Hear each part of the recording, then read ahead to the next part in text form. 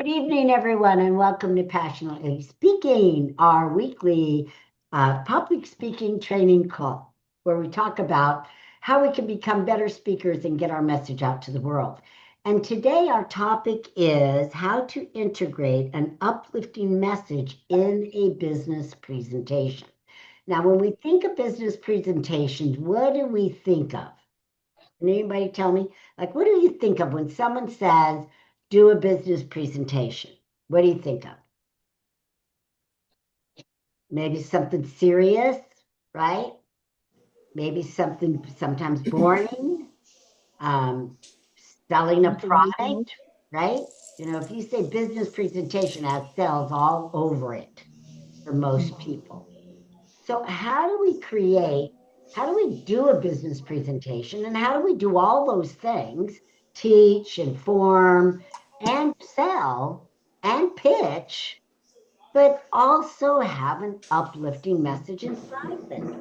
Now, that's what makes a trained speaker that's what makes a trained speaker from just a business speaker is having that extra element so that in a way it almost fools the audience, whether it's an audience of one, five, or 500, is by having that element that's uplifting inside. It's kind of disguising the fact that it's a business presentation and that you're selling something. Now, when I say business, I'm talking about somebody that might be selling insurance, somebody that might be selling accounting services, legal services. I mean, we see that all the time. Or it could be someone selling products, right? Vacuum cleaners. It doesn't matter what it is. But when it comes down to business presentations at networking, even if we're selling a book, right? And many of you have a book, right? Dr. Luana has a romance novel. Dr. Renee has several books and two new ones coming out. Ramona's book is coming out, right around the corner. I mean, so how do we give a business presentation knowing we want to sell books and we want to be serious about selling and yet make it uplifting so that it disguises the sale all over, right? If it's not disguised, then a lot of people will turn off. They're just trying to sell their book. Now, one of the mistakes I see a lot of book people make, sellers, is they will talk about a topic that's totally unrelated to the book. I see it every time. I see it over and over again. How many of you have been to a presentation and they're talking about one thing and then selling a book that's totally about something else? Right? Right. Because they don't know better. That's all. They don't know better. Now, hi, Don. Now, if you are selling, let's just take that business presentation. Some of you don't have books and it's a different, you're selling coaching. But whenever we're selling anything, it is now a business presentation. We call it a speech, we call everything, but it is not like a motivational talk. It is not what Les Brown does, right? It is not what Tony Robbins does. We are there to sell our products, our books, or our services. And that's why we're talking at this networking event or business event. And I say that because that is the majority of places that we all are going to speak. Now, there's churches on this end, that Caldine might be speaking at. There's, other opportunities over here that'll come up. There's Christmas parties, which we talked about last week. If you want to know how to speak to a Christmas party, go to passionatlyspeaking.com and look at last week's episode because it's all about how to be successful in giving a holiday talk, It's so different than a business presentation. It's so different than your signature talk that you must learn how to do it, how to pick a topic and how to deliver it and how to work that audience. Because I guarantee you, they are going to be partying and it's going to be a much different kind of vibe and atmosphere than you're probably used to. So go and learn about that. That was last week. So let's talk about, okay, so we have a product and service to sell. How do we make it uplifting? Because we don't want to turn people off and we don't want to bore them, of course. But again, we're coming back to if we're selling a book, we're selling services, we have to talk about that. Because what we want to do is everything leads, everything that you say, and again, following the formula, leads to the sale, right? One of my mentors says a sale is just a natural progression of a good presentation. But so many people, they're like talking about apples and they're selling oranges. And I've made that mistake early on. Early on, I'm on a big stage and they wanted me to talk about networking because they know I'm a big networker. This is years ago. So I did for an hour. That's when we got a lot of time. I was on stage for an hour. I should have been able to sell, yogurt to Eskimos, frozen yogurt to Eskimos, because I had the time. But instead, I chose to talk about networking and then sell speaking services, speaking coaching. It was a disconnect. I didn't sell anything. Boop, zero. Crickets. Nobody ran back to the stage. I didn't know. I did what they said, but I only had one product. So I sold that product. I probably could have just created a new product, some kind of networking coaching, but I didn't think that far because I didn't know better. I'm telling you, sharing with you. Whatever you're speaking about is what you're selling. And if you want to sell more of your books, you've got to talk about the book. It's got to be all about the book. You got to pick up the book. You got to read from the book, right? So, Dr. Luana, if you want to sell your romance novel, you've got to give us a little taste of it, right? So we want to buy it. Any of you that are doing how-tos, hey, this is my formula. It's right here. Blah, blah, blah, on page 59. All my life's work, I put right in here. All you have to do is buy this book, right? You read from it several times. Talk about it. So your signature talk, if you're going to sell your book, becomes about the book. That's it. Now, if you're selling coaching services like Katrina, right, then it's all about the coaching services. And at the end, but you'll always want to call your coaching service something so you can refer to it when you're talking. I'm going to get to the uplifting part. I just want to lay the groundwork here. So when I sell in the beginning, when I sold Passionately Speaking, this program that you're on now, I seeded. Seeded means dropping little seeds along the way and pouring water on them so that they grow by what it is you say, the benefits. So I would talk about the Passionately Speaking program because then at the end, they're waiting for that Passionately Speaking program. But if I just called it coaching, it has no oomph. It has no excitement. It has no name. It's just coaching. What is that? Ugh. Right? That's the mistake people make. Oops. I hit my desk and something fell. Oh, it's my speaker. Hold on. I need that speaker. I need that speaker.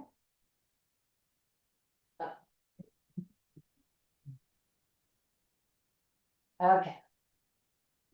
Okay. So if you don't have a name, a clever name for your coaching program that you're going to sell, create one so that you can call it something, right? The lifetime marriage program, lifetime marriage, make it spiffy. Then you can seed it throughout the presentation. Otherwise, you say stuff and then you get down to the very end and now you're trying to sell coaching and they go, what? I didn't even hear about it. What are you talking about? Okay. Okay, Katrina. So create some fun names for your coaching program or programs, and we could talk about that more later. Okay, Okay. now Great. now we now we have the foundation. Now we know what it is we're selling. We know how to develop the speech. How do we make it uplifting? Now, the biggest way, and we all know what this is, but very few really do it. And that is what? What is the number one way to make something, anything uplifting? Stories. Okay, stories. That way, let the stories do the selling for you. It's invisible selling. So what if, you had an uplifting story? Ramona talks about communicating with your children, but starting at a very early age, just 5 minutes. 5 minutes, a little system, right? It sounds great. But what sells it will be the stories she tells about the success she's had or the success her kids have had or the other adults that she's taught. Good, positive stories. I'm talking uplifting. I'm not talking about anything negative here, like, oh, somebody ran away from home. I'm talking about all the uplifting, like now today, not only are they enjoying, the closeness of communication, but they're teaching their own children and paying it forward and paying it forward and paying it forward.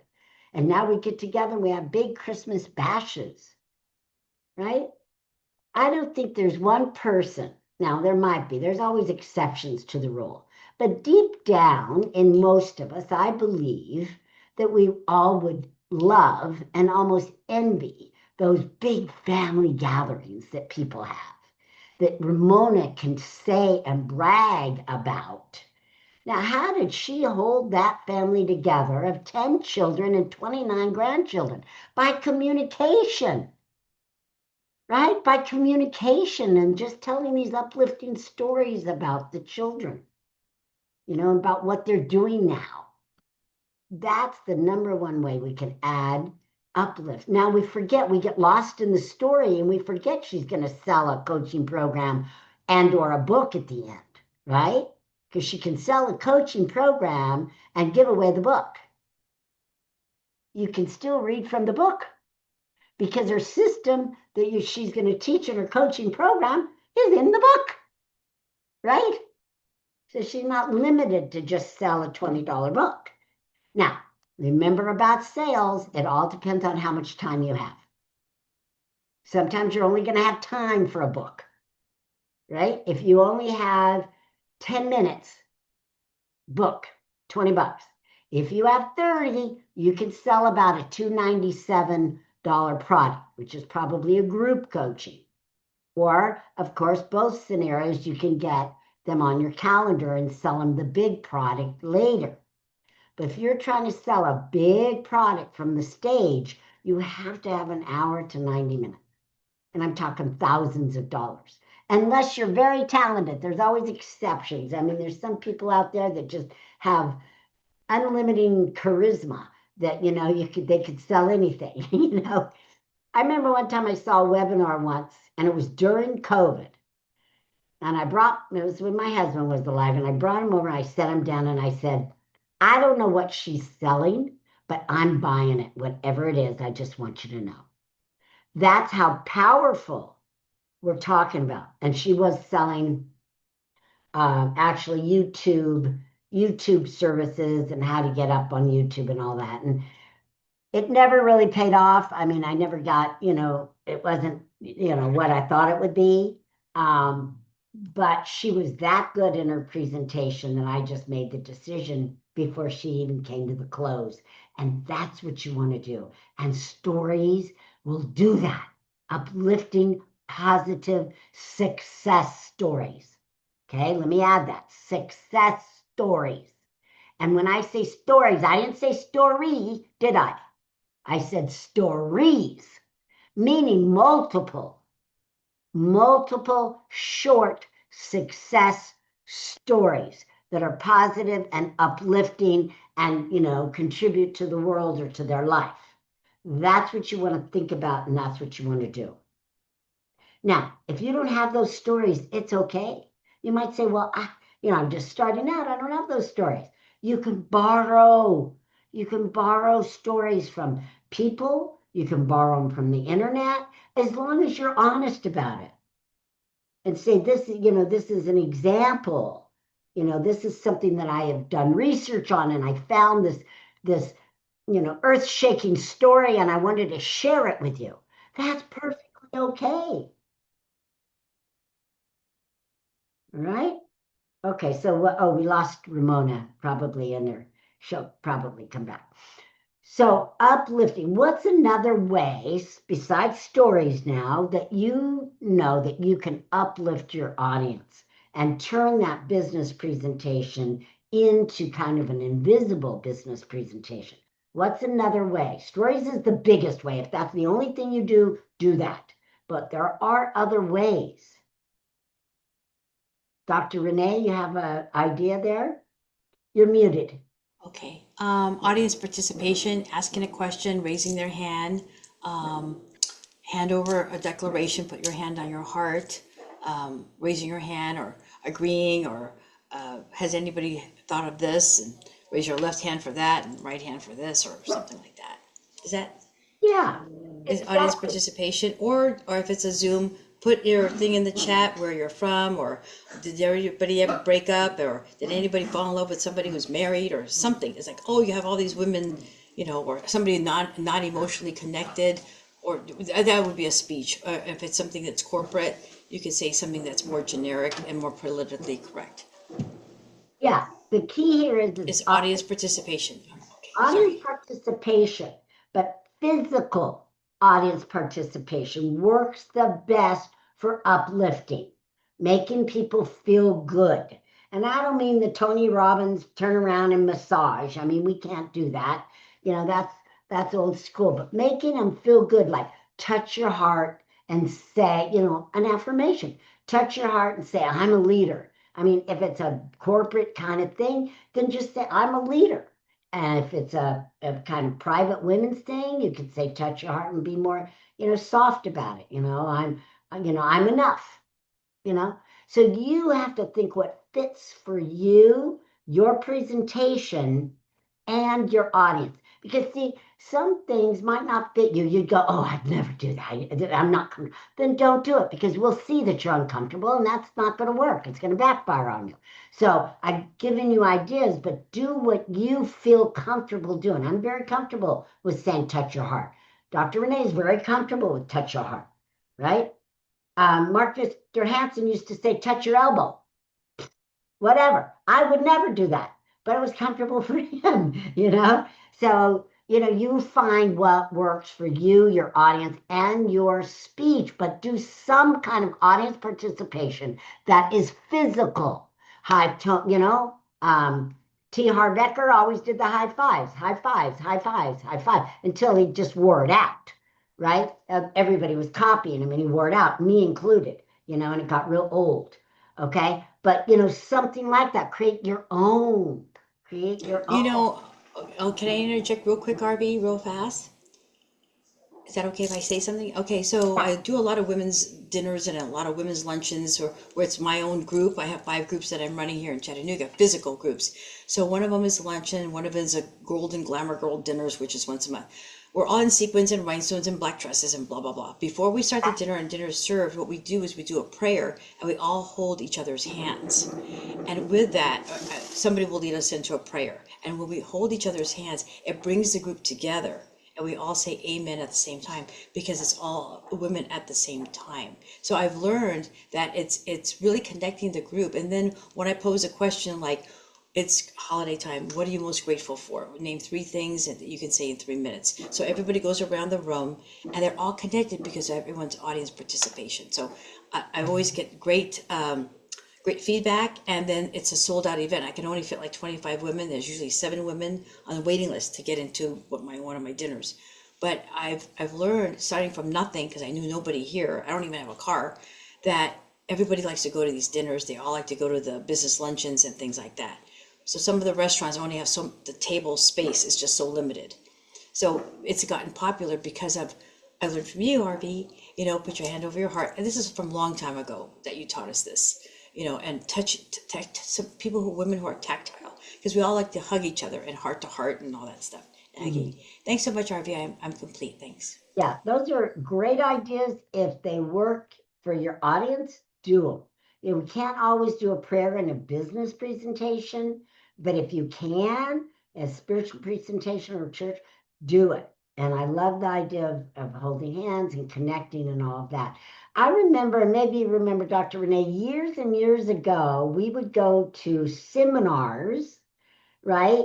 And at the very end, I mean, it would happen all the time. At the very end, they would get us in a big circle, right? We would get out of our seats. We would all get in a circle. We would all hold hands. And I don't remember if they would say a prayer, but they would say something uplifting and motivational.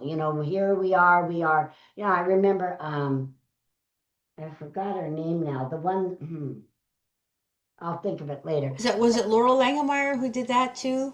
Was it her? No, no, Oh Laura. no, she's a tough cookie. So No, not that one. There was a woman untouched. Anyway, but do you remember we would get together at the end, okay, of the seminar and be connected, right? We did that seminar after seminar after seminar. They don't do that anymore. It's not, it's not because of COVID. They quit doing it long before COVID. I never did that, in any of my seminars, because I don't know why, it just ended. But anyway, that is like another example if it fits.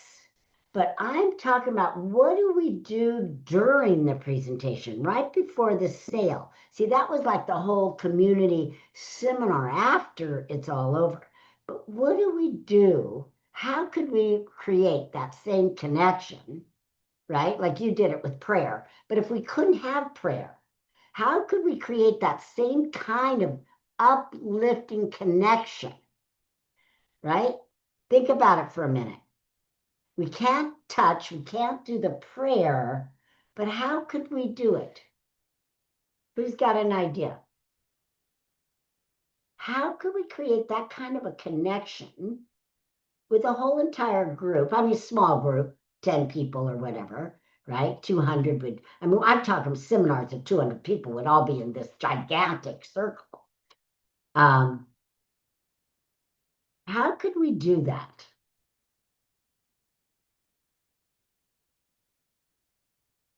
Anybody got any ideas? And make it uplifting, right? Okay. Well, you could do it the same way, but just not a prayer. What if you got together, and again, if it's men and women, if it's a business presentation, I'm talking business, I'm talking suits, I'm talking corporate, it might be a lot harder, a lot more difficult. Okay. So I'll give you two examples, one for those type of audience and one for a softer kind of audience that's easier. Women are the easiest. Okay. So if it's an all women audience, we could get in a circle anytime and hold hands and talk about dinner. It really wouldn't matter, right? But let's say we're in a situation like that and we can't do a prayer. All right. Then what if you got in a circle, right? And you just made up some sort of a game. It could be a networking game. It could be turn to the person behind you. Everybody grab a partner, right? You're standing up. Everybody get a partner. Everybody's partnered up. Great. Look into their eyes. Now turn around and tell the audience what color their eyes are. You will be surprised how many people don't really look and it doesn't register, right, Dr. Renee?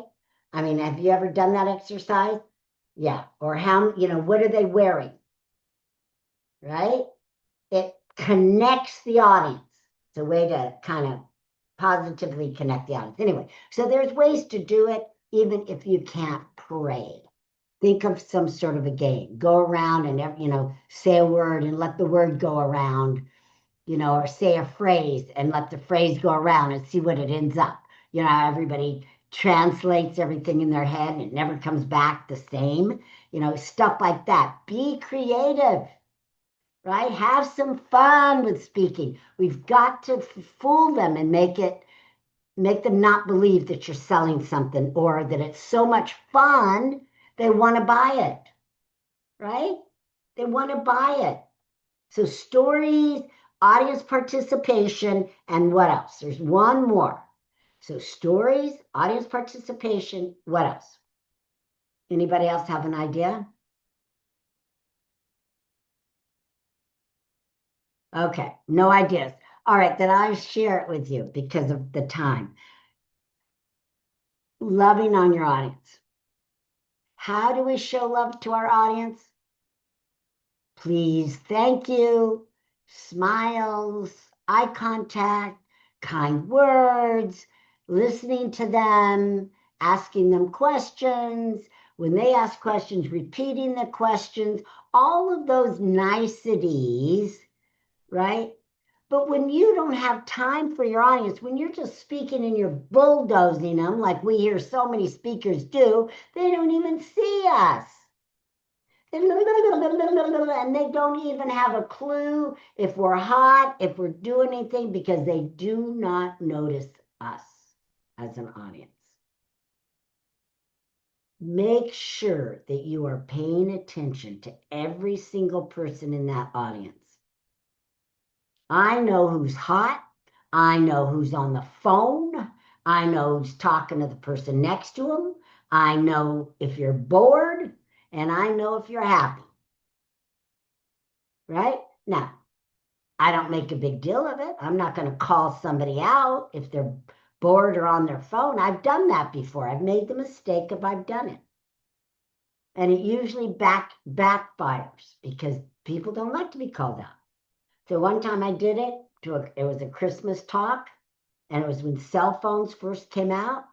And I made a comment about this woman going and talking on her cell phone during my presentation. I didn't like it. I was new to all this cell phone. And I just kind of from the stage made a comment. Oh, okay. Now you're on your cell phone. She turned around. Well, she went out of the room, which she should have, came back, and then she screamed, I was talking to my kids, right? And I knew I was the one in the wrong, right? I shouldn't have called her on it. She wouldn't have been on the phone. I thought she was just yakking, but she was on the phone. She was at a Christmas party in corporate, and she was dealing with her babysitter or kids or whatever, right? So I learned. Everything I teach you, I've learned the hard way because I did it wrong. I did it wrong because they don't teach you this kind of stuff in most public speaking classes.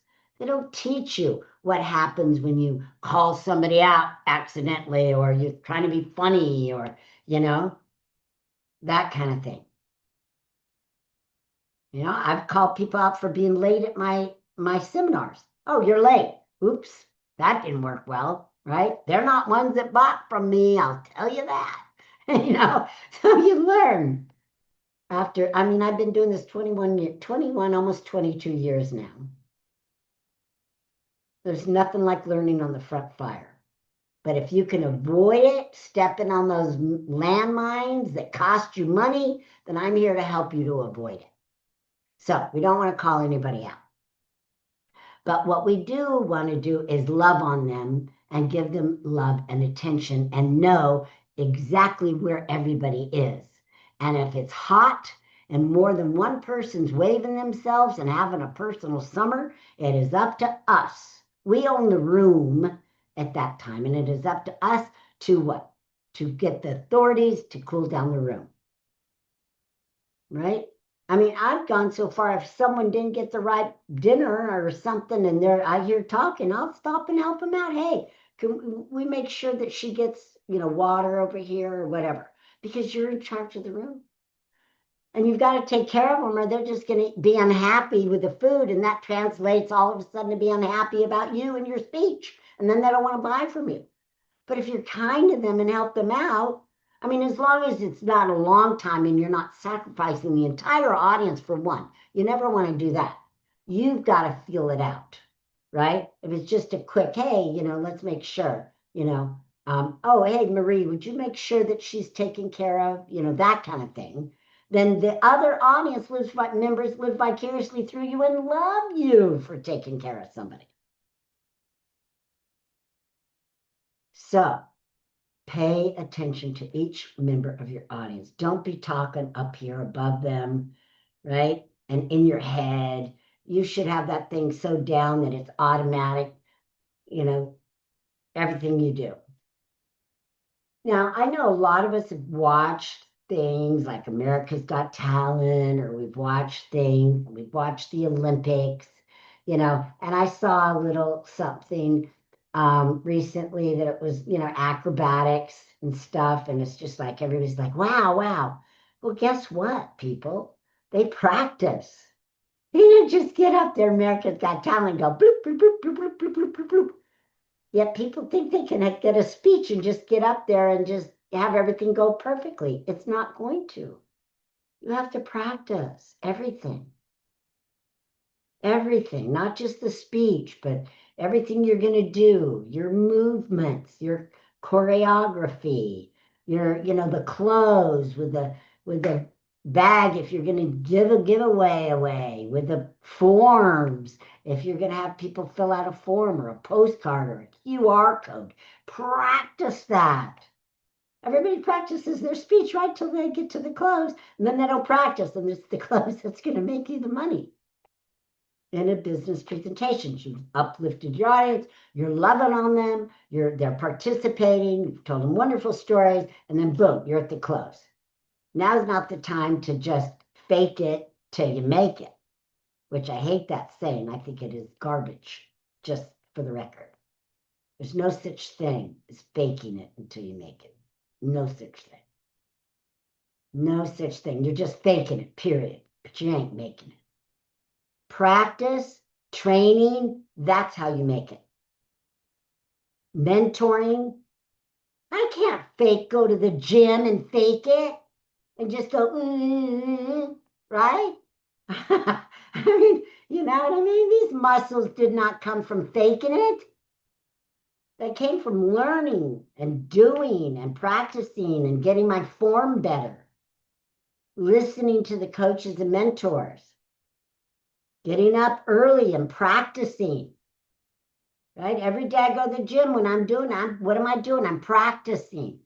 I'm practicing my form. I've got mind-body connection. What am I working on? I'm working on my biceps. Mwah! Good biceps, right? Working on my triceps. Ooh, look at that little thing. Ooh, good job, right? Every single day I'm practicing. And that's what you need to do to be a good writer, to be a good speaker, to be good at anything. It isn't faking it. You'll never make it that way. So that's how you turn a business presentation into an uplifting. That's how you integrate an uplifting message inside of a could be boring business presentation, and how you sell from the platform in doing it. All right. So those are the 3 ways. Anybody have any questions? Let's open it up for questions, comments, or just tell me what you're doing for Christmas. All right, Dr. Luana, you're at the front there. All Christmassy. What's going on? You're muted. Sorry, There we go. I was not expecting to be called off. Now you scooted up to the front line, I think because Dr. Renee and Ramona left and Dr. Renee put her video on, so that always sends you to the bottom. Okay, I'm sorry. Could you repeat that question? Okay, so do you have any questions, comments, or tell me about what you're doing for Christmas? Well, I've been attending other people's programs, and some of them are really good. Most of what I've been doing is writing. I'm really enjoying that. I have two projects I'm working on. One is another romance story, and the other, I'm doing a rewrite of that first book I published, Okay. Courage to Live My Dreams. I was reading it last month out of, I don't know, just to kind of remind myself of what I had written. And it dawned on me that book was about me. You know, it was what I was going through and experiencing. So I decided I want to rewrite it, the same message, but for the person who's reading the story. You know, just put a little something in there about me as examples, but not the whole book about me. And I hadn't caught that before because I had read it before. Interesting. But this time I realized that this book needs to be about the person who's reading it, how they can be helped. And essentially, it's the same message, just that I'm not front and center anymore. So, and I'm hoping to republish it before Christmas. Okay. Well, let us know. Let us know when you do that. Okay, I will. Interesting. Okay. All right. Let's go to Dawn. I'm just gonna chill and rest, have Okay. fun, self-care, self-love. Okay. All right. Katrina, are you still with us? Yes, Okay. I'm here. I am here. Okay. You wanted to know what I'm doing for Christmas? Yeah, if you don't have any questions about our topic, then what are you doing for Christmas? We stay home and usually stay up all night Christmas Eve wrapping presents and having a good time, and then sleep in on Christmas Day, wear our Christmas pajamas and make a group breakfast and just hang out, and later on have dinner, and then we go see family usually the day after Christmas. Oh, the day after. That sounds good. Mm-hmm. Yeah. Good. Okay. All right, Dr. Renee, what's up? Are you still there? Okay, she might have been taken away. Okay, well, that is our message for today. We are going to meet next Tuesday. So wear your ugly Christmas sweaters if you have one, and just for fun, or bring your funny Christmas mugs. Not mug meaning face. I mean my coffee mug. I better be careful what I say there. Just something Christmassy. And you know, in the past we've like brought your favorite, you know, bring your favorite ornament, but all my ornaments are packed up and I didn't even get them down. So I don't even have one, but I do have Christmas mugs and no ugly sweaters because I don't buy ugly sweaters, but Christmassy. Next. Okay. All right. Just celebrate. All right, everyone. Well, Bye. Thank you, Arvee. Bye. have a good night. Get out there and speak next week. Also, bring your speaking goals because we're going to talk about that next week. Okay. Okay. Have a Thanks. great rest of your evening. Bye. All Bye-bye. right. Bye. Care.